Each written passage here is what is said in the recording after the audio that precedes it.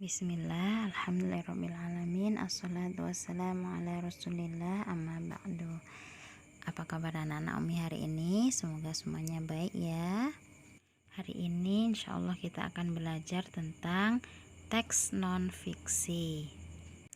Kompetensi dasar yang akan kita pelajari yaitu menguraikan konsep-konsep yang saling berkaitan pada teks non-fiksi. Kemudian menyajikan konsep-konsep yang saling berkaitan pada teks non-fiksi ke dalam tulisan dengan bahasa sendiri. Tujuannya yang pertama, anak-anak Umi mampu menyebutkan atau menuliskan pokok pikiran dalam bacaan dengan tepat. Kemudian membuat pertanyaan-pertanyaan sehubungan dengan bacaan.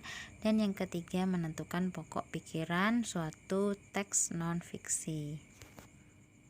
Nah, anak-anak Umi tahu enggak teks non-fiksi itu apa?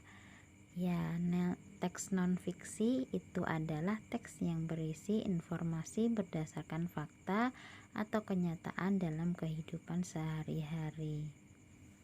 Teks non-fiksi dapat kita temukan dalam artikel surat kabar atau majalah. Beberapa contohnya seperti teks non-fiksi, esai, jurnal tentang sejarah atau ilmiah, biografi, dan karya sastra. Ciri-ciri teks non-fiksi. Yang pertama, teks non-fiksi berbentuk tulisan ilmiah. Yang kedua, berusaha menarik pemikiran pembaca. Dan yang ketiga, teks non-fiksi menggunakan gaya bahasa denotatif atau memiliki makna sebenarnya. Bagaimana menentukan ide pokok dalam teks non-fiksi? Untuk dapat menentukan ide pokok pada teks, anak-anak Umi perlu membaca teks dengan seksama. Anak-anak Umi kemarin sudah menyimak tentang perang Khandaq ya. Nah, itu salah satu contoh cerita non-fiksi. Tetapi kemarin dalam bentuk video animasi cerita fiksinya, bukan dalam bentuk teks, tapi intinya seperti itu cerita yang pernah Umi bacakan tentang Subak.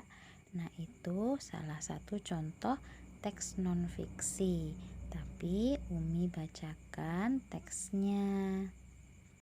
Insya Allah udah paham ya tentang teks ataupun cerita non-fiksi.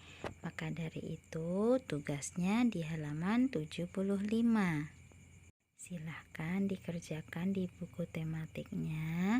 Jika sudah selesai, kirimkan ke WA Umi.